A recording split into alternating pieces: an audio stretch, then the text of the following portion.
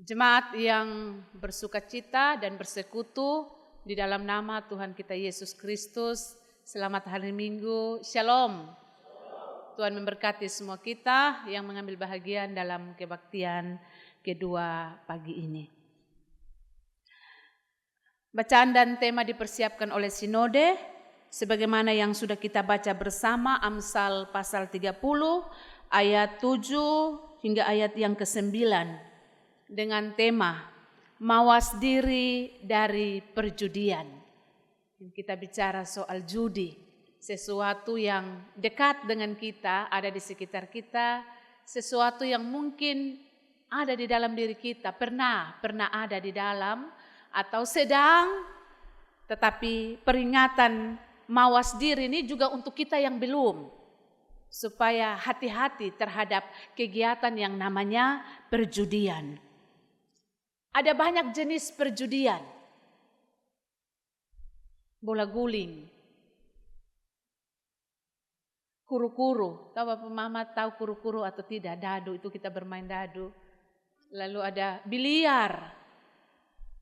Ada banyak sarana-sarana yang juga dipakai sebagai perjudian. Kita ada lomba tinju, ada pertandingan tinju, ada lomba tinju. Itu juga bisa dipakai untuk perjudian. Karena perjudian itu taruhan entah dengan uang, dengan barang, dengan maksud untuk mendapat kelipatan. Siapa yang menang atau yang kalah. Lomba-lomba pacuan kuda, lomba voli, lomba bola kaki, itu juga bisa dipakai sebagai sarana perjudian. Kartu, sambung ayam atau taji ayam, dan banyak lagi. Bapak Mama mungkin bisa menguraikan lebih banyak daripada saya. Tetapi itulah yang disebut dengan perjudian. Memang Alkitab tidak secara spesifik bicara tentang judi, tapi Alkitab sangat menentang perjudian. Mari kita hari ini belajar dalam perenungan firman Tuhan dari perkataan-perkataan Agur bin Yake. Sebuah doa yang singkat, padat, jelas tentang kerinduannya selama dia masih Tuhan izinkan untuk hidup di dunia ini. Dua hal aku mohon kepadamu. Yang pertama, jauhkanlah daripadaku kecurangan dan kebohongan. Agur bin Yake tidak mau hidupnya ada dalam ketidakjujuran, hati yang tidak lurus. Tidak mau hidup dalam dusta, kepalsuan. Karena kecurangan, kebohongan itu sesuatu yang merugikan orang lain, tetapi sesuatu yang juga pada akhirnya merugikan diri sendiri. Orang yang hidup dalam kecurangan, orang yang hidup dalam kebohongan tidak akan mengalami yang namanya damai. Karena dia akan was-was. Suatu saat jangan sampai kebohongan atau kecurangan saya terungkap, terbuka. Agur bin Yake tidak mau seperti itu. Itu hal yang pertama. Lalu hal yang kedua, jangan berikan kepadaku kemiskinan atau kekayaan.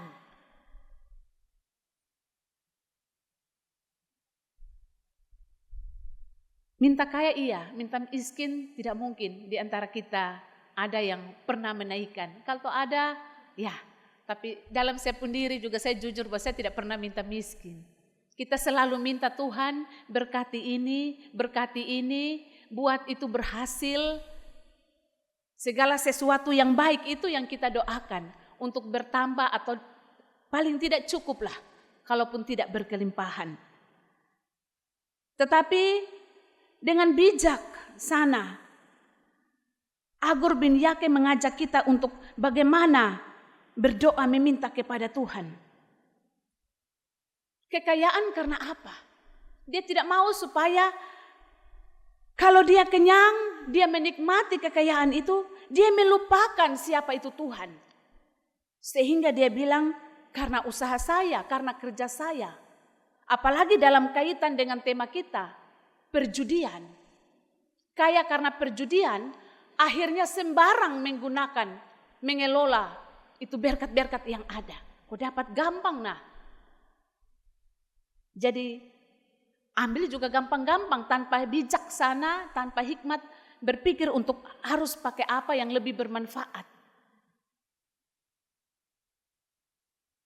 Dengan kekayaan merasa bahwa oh ini keuntungan saya. Judi itu sebuah kegiatan yang kita bisa bilang uji keberuntungan. Tetapi iman Kristen sangat menentang perjudian. Karena dalam iman Kristen tidak ada sesuatu yang karena untung atau kebetulan. Sesuatu terjadi dalam rancangan Tuhan. Karena itu juga kita harus berhati-hati. Jangan sampai terjebak dalam sebuah pemahaman bahwa Tuhan tolong saya lewat judi. Pas tidak ada beras, isi kupon putih, kena. Hati-hati, kita bisa terjebak melihat perjudian sebagai cara Tuhan menolong kita. Karena sebaliknya itu cara iblis, kelicikan iblis untuk mengikat kita dalam perjudian.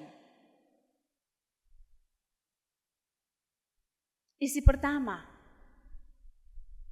iblis bilang kasih kena supaya dia punya 10.000 itu yang berbunga 100 itu dia bilang oh nanti 1 juta. Bisa-bisa dia memang pertaruhkan semua karena dalam keyakinan ini sudah kena 2-3 kali ini berarti keberuntungan berpihak kepada saya. Tidak demikian. Tuhan sangat menentang perjudian. Kenapa orang berjudi? Ingin dapat gampang. Ingin dapat lebih banyak lagi. Ujung-ujungnya uang. Di sini Agur bin Yake mengajak kita untuk bagaimana berhati-hati mengelola berkat yang ada. Uang bukan tujuan. Uang hanya alat yang dipakai. Perjudian tujuannya adalah uang. Akhirnya keserakahan menguasai kita. Ingin lebih, tambah, dan tidak akan pernah merasa cukup. Perjudian bukan saja kegiatan orang-orang kaya, tetapi juga kegiatan kita yang bergumul hanya untuk makan dan minum. Karena itu, Agur bin Yake bilang, jangan juga beri aku kemiskinan. Supaya dengan kemiskinan aku menghalalkan segala cara, aku bahkan mencuri, bahkan mencemarkan nama Allah.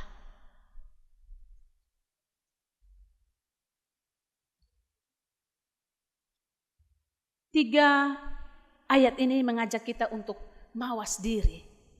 Mawas diri, teguran ini datang kepada masing-masing kita. Untuk bagaimana benar-benar hati-hati mengontrol diri. Hati-hati menjaga hati. Kesempatan itu ada saja. Tapi jangan coba-coba berani melangkah masuk dalam lingkungan perjudian. Iblis akan buat kita kecanduan. Contoh saja bermain game. Saya juga bermain game. Kalau saya dapat menang level pertama, saya mau naik level kedua. Saya coba terus. Sampai di mana saya punya kelihayan untuk menaklukkan ini, game ini. Apalagi uang. Karena itu, nats pembimbing tadi kita di 1 Timotius pasal 6 ayat 10 bilang, karena akar segala kejahatan ialah cinta uang. Kita cinta berarti kita hamba uang.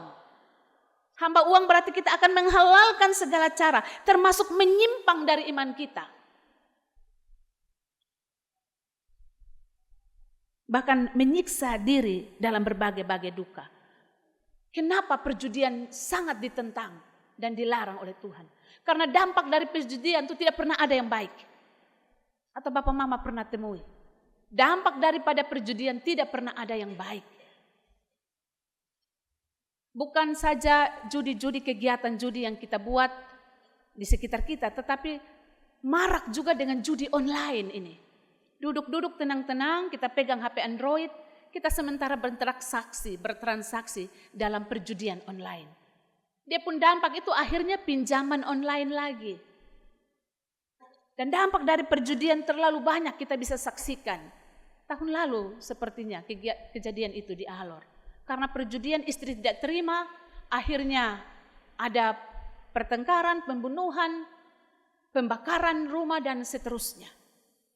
Perselingkuhan, kekerasan dalam rumah tangga, dan banyak hal-hal lain yang timbul. Karena itu Alkitab mengajak kita untuk mari berhati-hati dalam mengelola berkat Tuhan. Belajar bersyukur dan mencukupkan diri dengan apa yang ada pada kita. Belajar mencukupkan bukan berarti kekristenan ini anti uang, tidak. Tapi belajar menikmati apa yang dihasilkan dari keringat kita. Apa yang dihasilkan dengan perjuangan kita. Karena itu yang membawa sukacita, itu yang membawa damai sejahtera.